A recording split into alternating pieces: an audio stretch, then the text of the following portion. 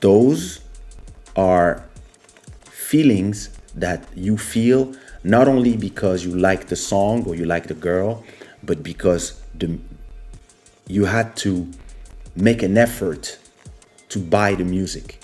You had to walk away out of your house to go and get that CD. You had to go and get the object. And because you had to go and get the object, you have a different relationship with the object and what's inside, the music that comes from the object, because it's kind of materialized. The music is materialized. And I don't know about the kids of today, but it feels to me that with all these immaterial music, and I'm making a ton of money from the material music, but I'm talking about affection here. Because of the fact that the music is now immaterial, you kind of feel that the affection is lost. We listen to a song, we like it, and next week there's another 10,000 songs that we have the choice to listen to. And next week, another one. And it's the same thing for photos. It's the same thing for photos are not something that you touch and you put in an album anymore. Now photos are swiped. You swipe, you swipe, you swipe, you swipe, you swipe. I see my wife and my sister-in-law, they're swiping all day. They swipe, they swipe. They wake up, they swipe. They don't even pee in the morning anymore. They wake up, they just start swiping.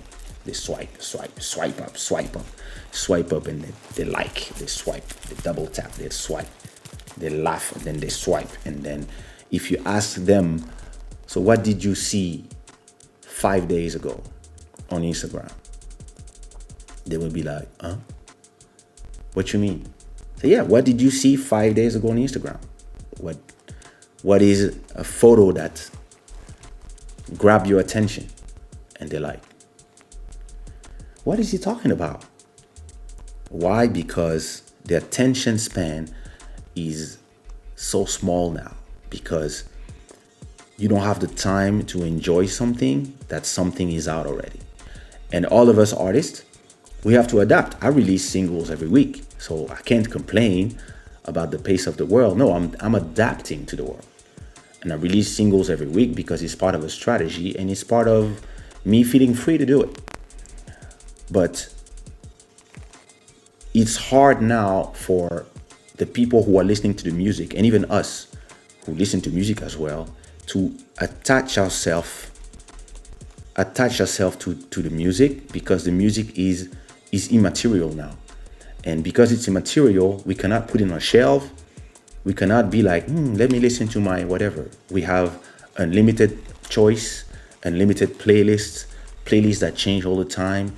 And we don't have the time to attach ourselves to one song. It's still possible, but it's hard now to have one song that you're gonna be like, yo, that's my song. When somebody tells you, yo, that's my song, you come back a week later, they're already listening to something else. You're like, oh, what's this song? Oh, that's my song. Wait, last week it was not this song. No, that's old.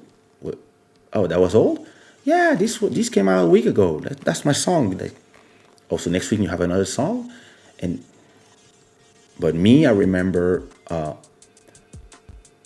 Maxwell's first album, I think, Urban Hang Suite. I would play this album for 2 months, non-stop. It was on my stereo playing, and it would just play. I put play. The moment I put play, I never stopped again.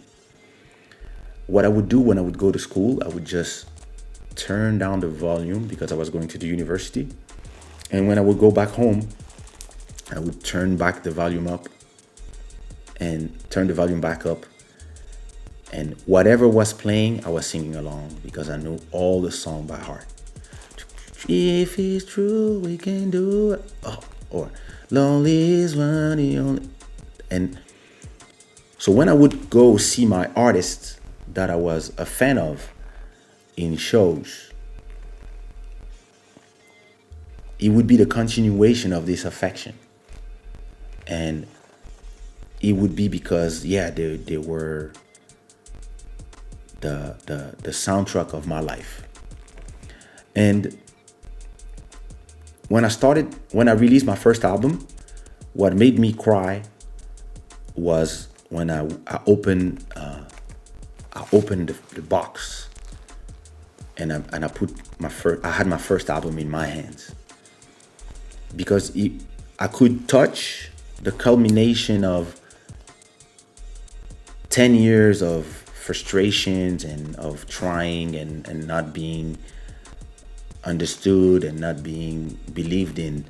And all of a sudden I had my albums in my hand. And it was, for me, I could touch the beginning of my career. I could touch it. And when my album came out and people start telling me stories about, oh, I had your album, but somebody stole it. Wow, people stole my album. And I would go to the FNAC and people would say, yo, we were selling your albums, but oh, why are you not selling my album anymore? Because we don't have any more. And we've been asking Sony to send us more album, and we don't know what they're doing. And Sony, because, yeah, I was this guy coming from Congo doing Afro-Caribbean music. They didn't release that much CDs. They released 3,000 CDs. But then the demand was so crazy that we sold 100,000. But they didn't even believe it themselves. They were like, yeah, let's just do it. Let's see. And I remember going to the FNAC and the store, and the guy was like, yeah, we used to sell your albums with the Zouk songs, but we moved it. I said, why you move my album from? No, we moved your album because we had to put the extra security. We had to put the alarms. We don't put alarms in Zouk CDs because we didn't care. But your albums, everybody's stealing it. Like all the black kids, they're coming and they steal your album all the time. So we had to put alarm in your CDs. And yeah, we just ordered another 5,000 because they just leaving the shelves like crazy. And I was like, wow. And you kind of had a visual idea and you kind of had you could touch your success, if I can say it like this. And all this, I think we lost it with the internet, and we are now turning it into something different. I'm not a person of regrets. I'm not a person of, oh, it was better before. I'm just like, okay, this is the way now. Let's go.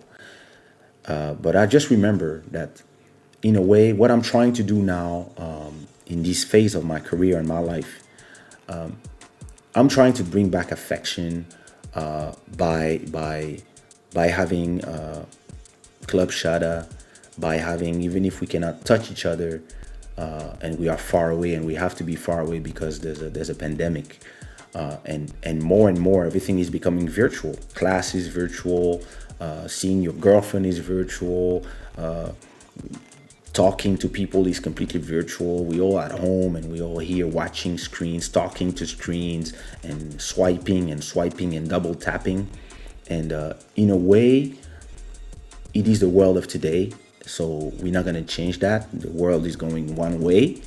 But even with this, I'm still trying to recreate a feeling of affection, a feeling of us being all together here on a live stream, or when I'm making my music and I'm taking you on board in the creation of the music, or playing the music for you here. What I'm trying to do is find a new way to create affection.